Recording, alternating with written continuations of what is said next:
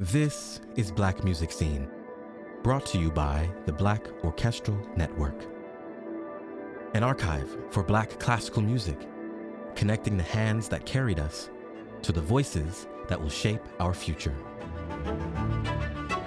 These are conversations about craft, legacy, and the work that carries the music forward.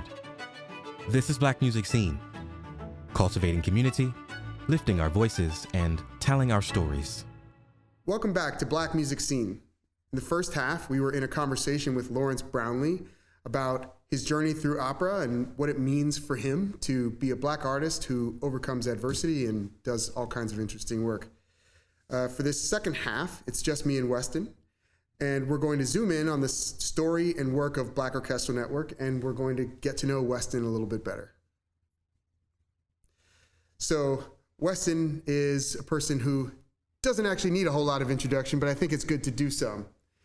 Weston is Dean of the Preparatory Division at Juilliard. He is a trombonist with the Metropolitan Opera. He is one of the founders of Black Orchestral Network. And among other things, he's an incredible basketball player. A lot of people don't know that.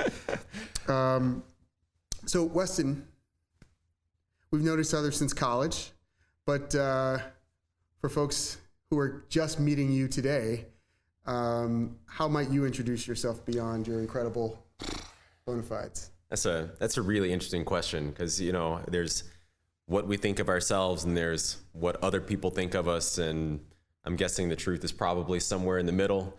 But how would I describe myself beyond the actual work that I do? I think I would say that I love music. I love people. I love helping others. I believe that I approach life through an optimistic mindset.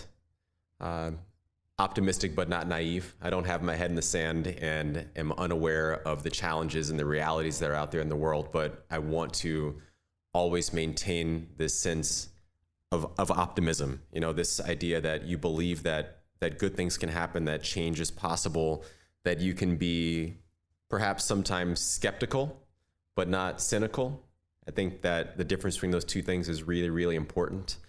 And something that stands out to me or that sticks with me is James Baldwin, when he was once asked, is he an optimist? He says, well, I have no other choice. I have to be an optimist because to not be one is just to accept that life is just simply an academic matter and that we have nothing to do with the results or the outcomes that are coming. So I like to view myself that way, or that's what I hope for. And I think that is paired with a pretty aggressive work ethic.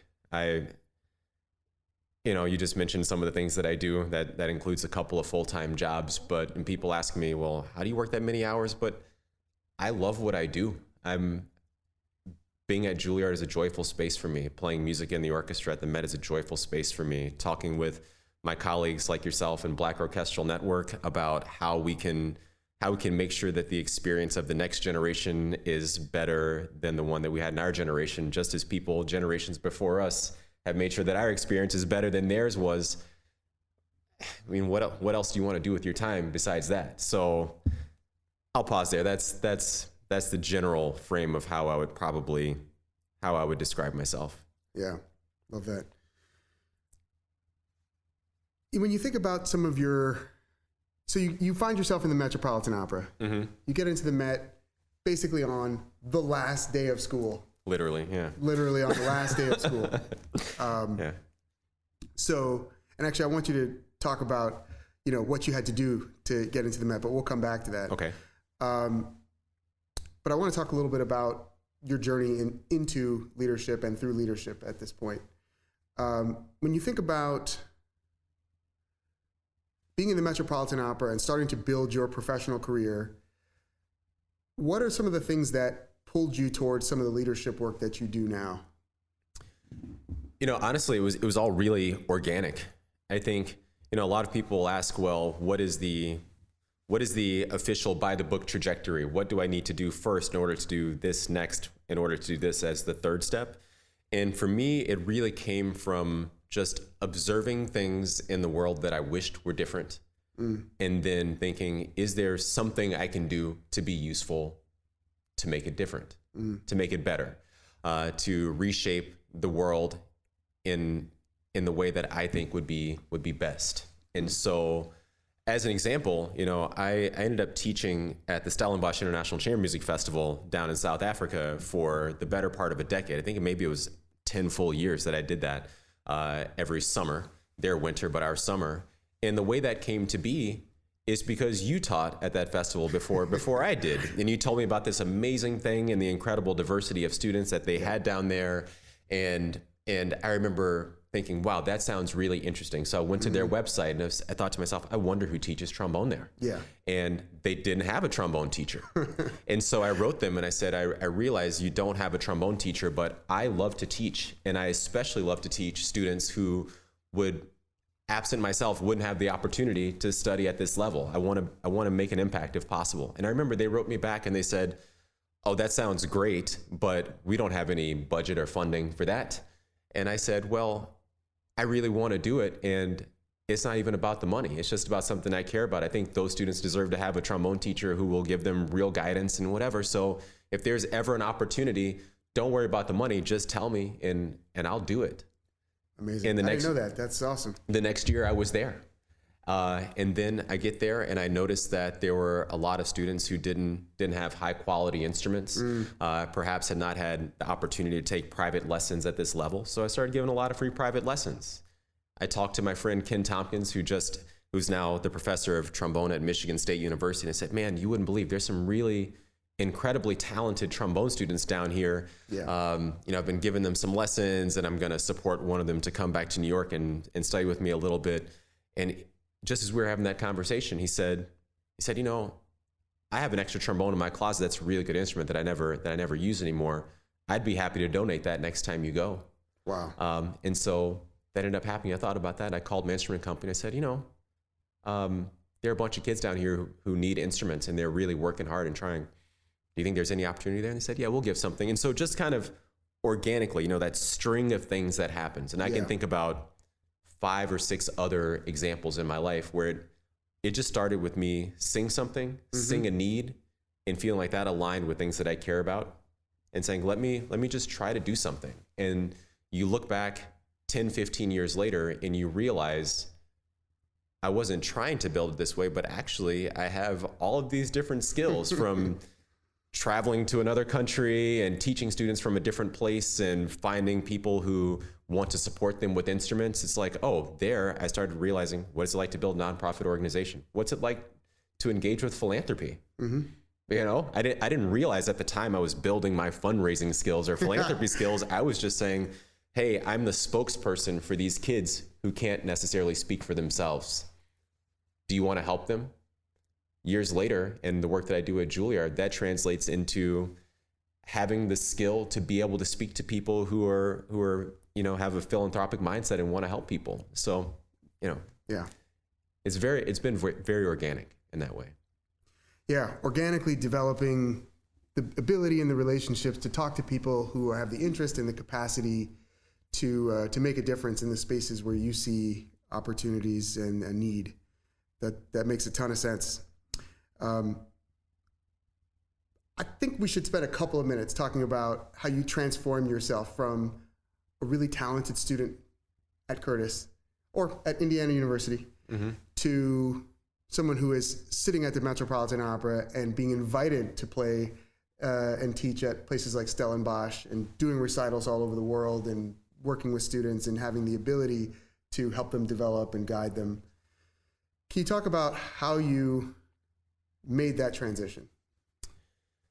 It was step by step, 1 foot at a time, 1 inch at a time. We were talking earlier when we were having the conversation with Lawrence Brownlee about how many of us grew up in American football culture, you know, and I think about, the inches we need are all around us. I was just going to say, any given Sunday. Any given Sunday, the inches that we need are all around us. And what does that mean in a musical context? Yeah. Or in the context of someone who is training to be a musician at the highest level, whether that's Larry Brownlee, who's singing on stage for the Metropolitan Opera, or me, who's sitting in the pit beneath him and getting the opportunity to play in this fantastic orchestra. What are the building blocks of that when you're 15, 16 years old or 20 years old and in conservatory and trying to put all the puzzle pieces together.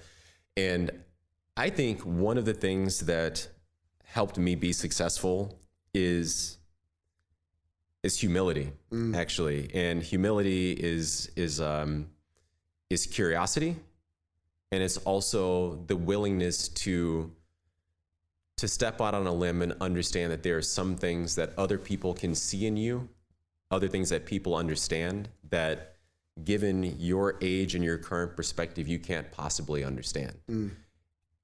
I find that as I work with a lot of young people, mentor a lot of younger people, a lot of them, some of them, I should say, they hesitate at the advice that they're given because it goes beyond their current frame of reference. You know, I was talking to a young person the other day who said he's traveled to 13 states in the United States and he's been to one other country.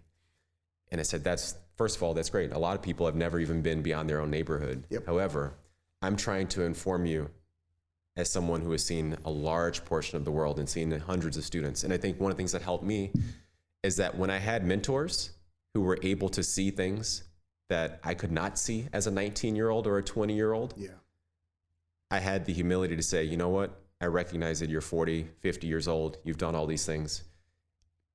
Nitsan Hirose, you've been principal trombonist of the Philadelphia Orchestra for X number of years. You've won these auditions. I don't understand exactly why you're asking me to practice this way, but I'm going to do it. If you tell me to do steps A, B, C, and D exactly this way, exactly in this order for exactly this amount of time, I'm just going to go home and do that. And so honestly, there are no deep, dark secrets there. It's all the baseline things, all the things that your teacher tells you. Practice with a metronome, practice with a tuner, practice with drones, record yourself every day. Mark in every breath, mark in every phrase peak.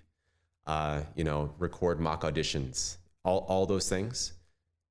I just actually did all of them.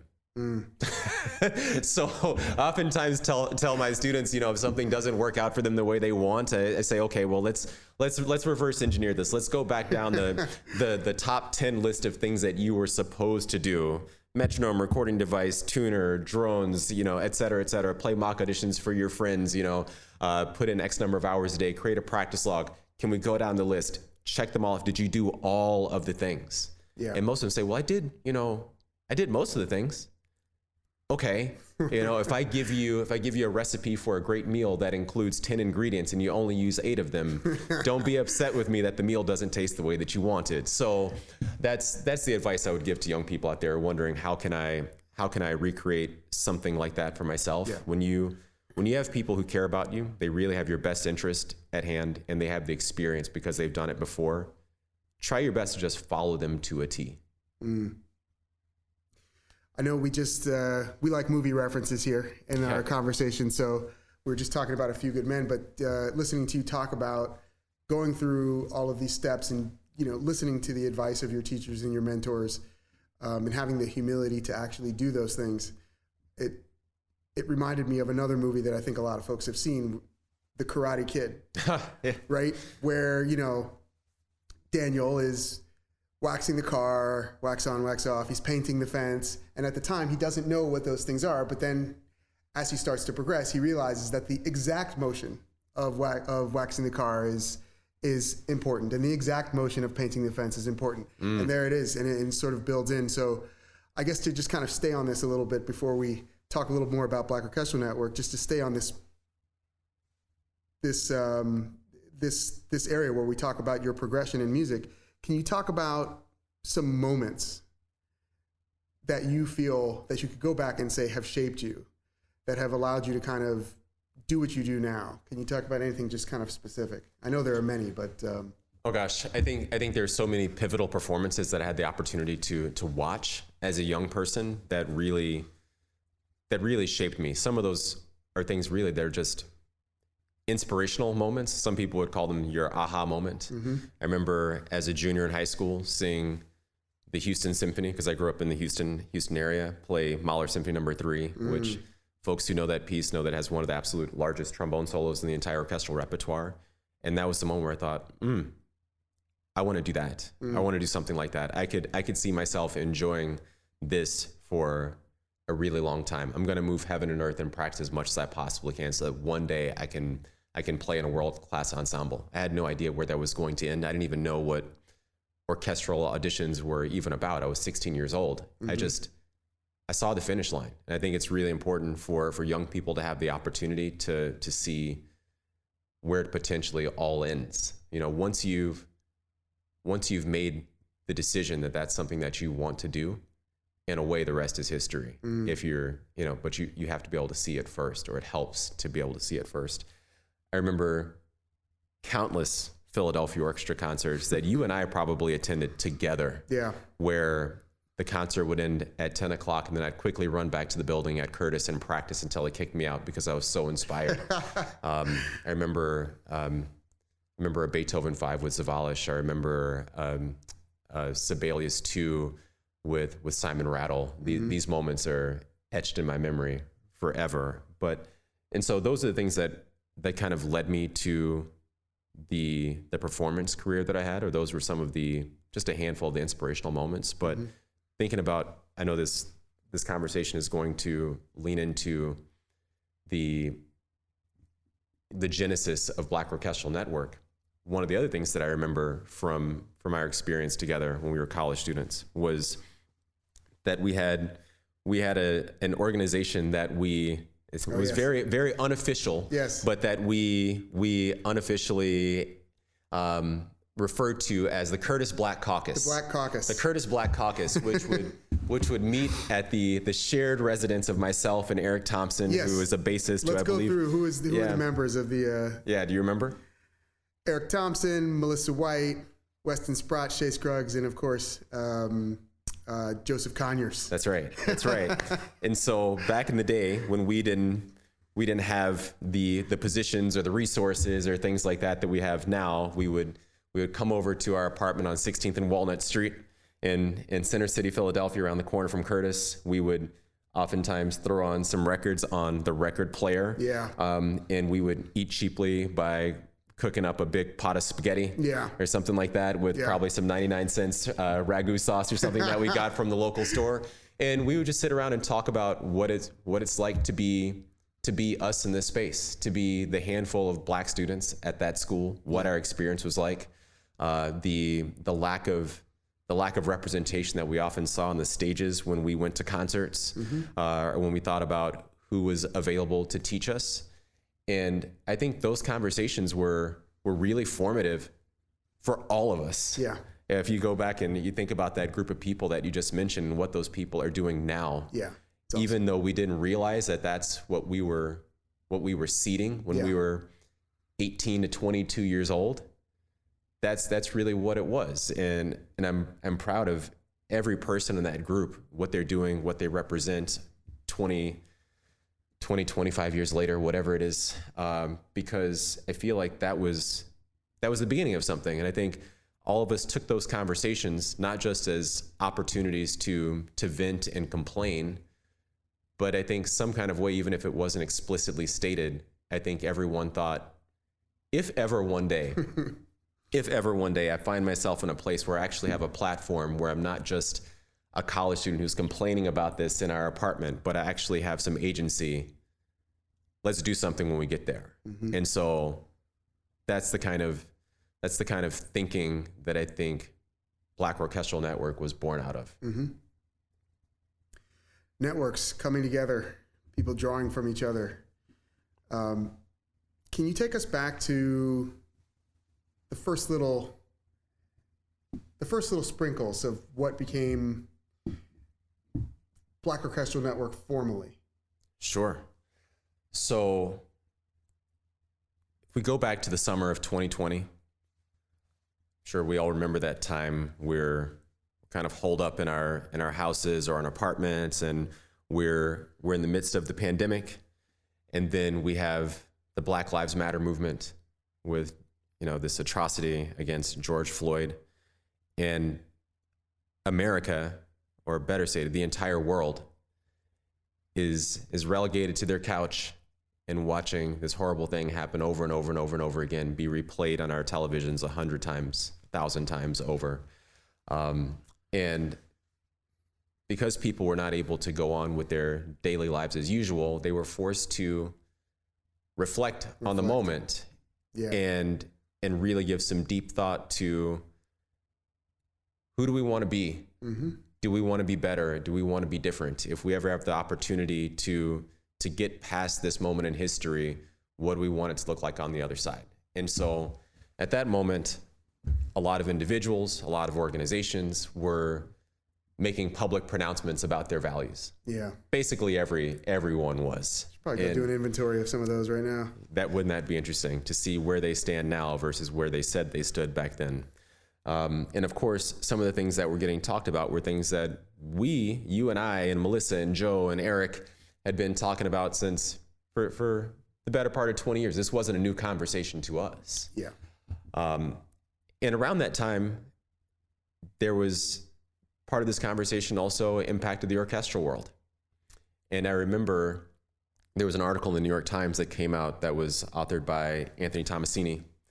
And someone can go back and fact check me on this, but I believe the title was something to the effect of, in order to increase diversity in orchestras, we should end blind auditions.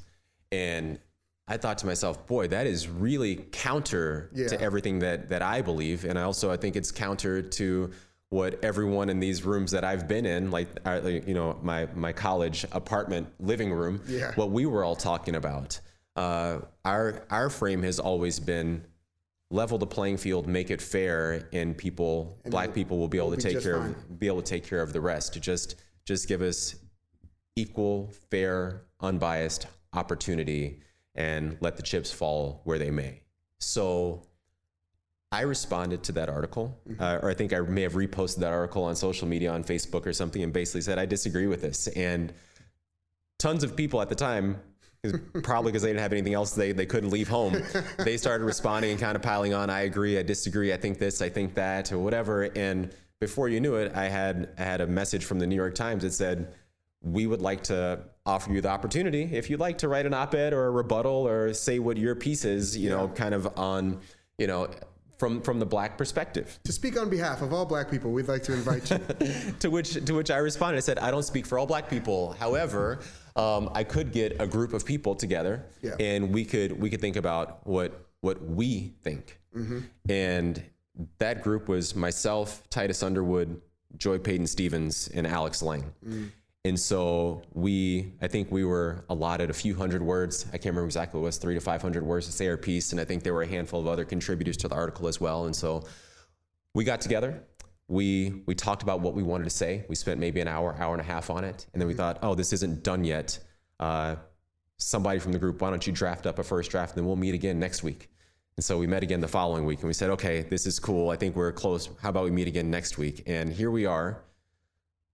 Over 5 years later, the Black Orchestral Network has met every Monday at 5 p.m. for over 5 years. Pretty much. Because what we realized beyond the response that we wrote in that article in the New York Times was,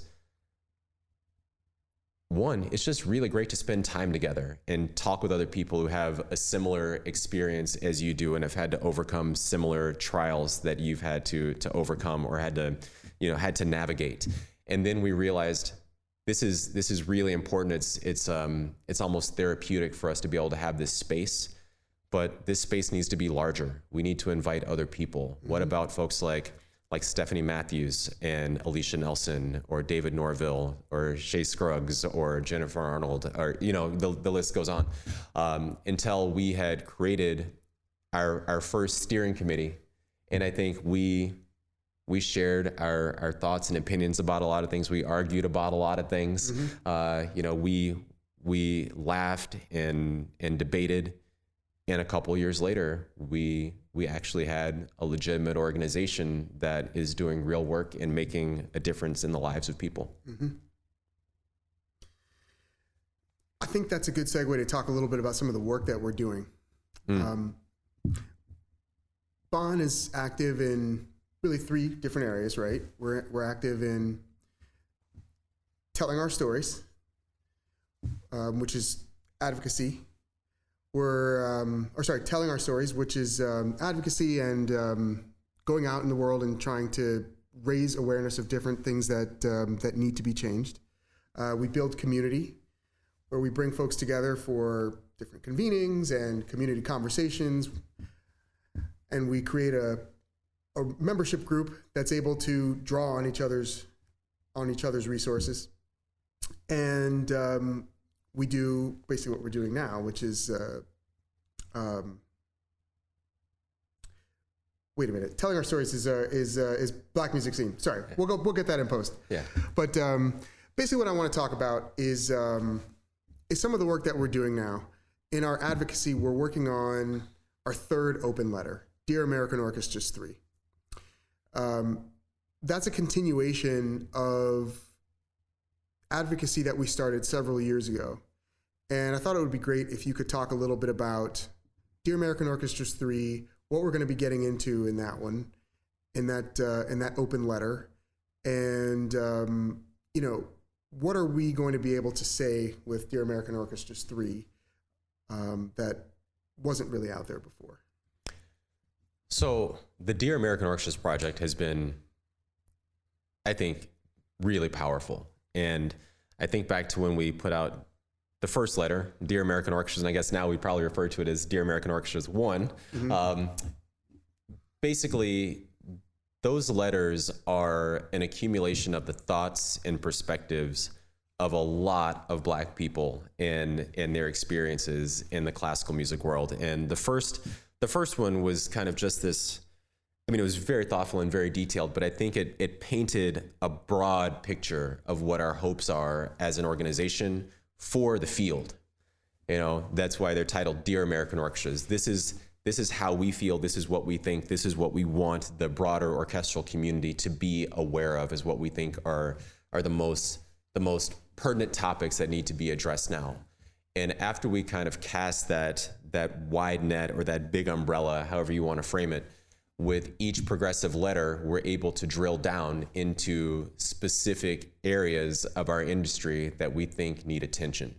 And Dear American Orchestras 3 focuses very specifically on the experience of orchestral fellows, people who are participating in official fellowship programs with orchestras. And so we have done focus groups to get into the details of what was that experience like for you when you spent a year or 2 years with Orchestra X or Orchestra Y. Was this something that you felt like it served its stated purpose? You were told when you auditioned for this that these were going to be all of the things that were going to be available to you. This is what the experience was going to be like. How does that line up with the reality of what you experienced? And truthfully, our goal was not to come to a particular conclusion. Mm-hmm. It was really just to say, this is the state of the union. Mm-hmm. And I think we heard a lot of different things. Mm-hmm. We heard, these are some things that have worked really, really well. Mm-hmm. I had an experience in this particular orchestra, and I got a lot of playing opportunities, and I had someone in the orchestra who really took me under their wing, and they were a real mentor for me and gave me practical advice about how to be successful. And now, a handful of years later, I have a full-time tenured position in this particular orchestra. And then there are the opposite experiences as well. I showed up to this orchestra. I was treated like a second-class citizen. I never got half of the things that I was told I was going to get as far as performance opportunities or mock auditions or various support. I felt like an outsider while I was there, and everything in between. Mm. And so our goal with Dear American Orchestras 3 is basically to, after we've aggregated all of this information from various people, to make recommendations about how to make those experiences the most worthwhile experiences possible for both the fellows and the orchestras. Because at the core of it, I think we would all like to believe that every orchestra that has established one of these programs, they really want to do the right thing. Mm-hmm. Or at least let's hope so, right? And so our role in this is to help those organizations, or give them a blueprint or a playbook or whatever to say, you know, we as Black Orchestral Network, we have the position to be able to have truly authentic conversations with people and find out the things that maybe they don't feel comfortable telling you because there's a power dynamic, or they're fellows. They're still trying to build their career. They don't want to undermine themselves. So we can aggregate the information, and we can speak the truth about what the experience is, what works, what doesn't work, and how the field should move forward to make the most of these. Just one quick follow-up on that. You mentioned that Dear American Orchestras 3 and other open letters as well included elements where we basically did focus groups, right?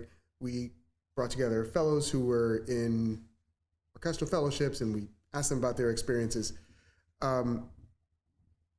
Oftentimes when we talk about data-driven work, producing change, we leave out the qualitative data, right? We're able to bring people together and hear their perspectives and identify the themes, and then use those to move ahead. Can you talk a little bit about just some of the themes that came up in that letter that would not have come up had we not interviewed folks, and just allowed us to sort of identify the places where change needed to move, needed to happen?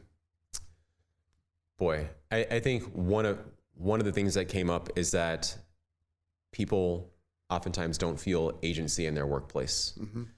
And I think that's actually a theme that is the case for a lot of orchestral musicians, whether they're fellows, whether they are probationary musicians or people who have not yet achieved tenure, whether that's someone who plays tutti in the orchestra as opposed to a titled chair, someone who feels like they have a closer relationship with the music director than someone else does. There's all types of power dynamics that occur. And that's one of the framings that we've had as Black Orchestral Network, and most things that we say is that treating Black people in orchestras well and doing right by them is actually a blueprint for making the experience for everyone better. So I think that was one of the themes that came out is I'm an orchestral fellow in whatever orchestra you want to, orchestra name redacted. But when something happens to me that I feel is unfair, I don't feel like I'm in a position to say anything, because basically the way this whole experience has been framed for me is you should just be happy to be here at all. How do we address that? How do you make people feel like they're truly included in the space? Because if that's the way they feel, they're actually not getting the training that they need to know what it's like to be a fully committed, included member of an orchestra who is playing the symphonic masterworks, for lack of a better term, on a regular basis. That was one of the things that came up is the opportunity to feel like you are doing the core of the job. You know, people who felt like they were basically now being used as an extra simply for the services that the full-time regular members did not want to play. As opposed to, this is a training opportunity for me to really understand what the job is going to be like if I ever have the opportunity to do it. So those are just a couple of examples that came out. And I think that's reflective of the experience of some of the fellows, not all. You know, I think we definitely don't want people to have the assumption that nothing is going right, because there are a lot of things that are going right. And so we have to make sure that we are simultaneously learning from the things that are going well and learning from the things that are not going well. Yeah. I want to pivot just a little bit and talk a little bit about you. You know, having known you for, 20 plus years, one of the things that I think that I know, and that probably everyone who knows you, is that you bring an incredible value set to everything you do. And I thought it would be good to just make a little space to say, all right, when you think about, the best version of Weston Sprott, what are the values that you're bringing to the work that you're doing, whether it's in your artistic work or whether it's in your personal life and advocacy and anything else? Boy, that's a tough question. I think one of the things that my wife, Sarah, has mentioned to me years ago that sticks with me is always being thoughtful about your emotional wake. You know, like the wake behind a boat. When you enter a room, you have an impact one way or the other. That could be that it's neutral, it could be positive, it could be negative. And one of the things that I think about is that when I leave the room, my emotional wake, I want the people that I interacted with to feel just as good and hopefully better about themselves than they did when I walked in. And, you know, as someone who is in this space with Black Orchestral Network or being in a leadership role at Juilliard, you get the opportunity to be in a lot of really fun, invigorating, engaging conversations, but you also sometimes have to be a part of difficult conversations, uneasy conversations. Sometimes you have to let someone down. And just always entering those spaces with that frame, no matter how positive or challenging this upcoming conversation is that I'm about to have, at the end of it, I want to leave and have that person feeling like this was an experience that was positive in a way.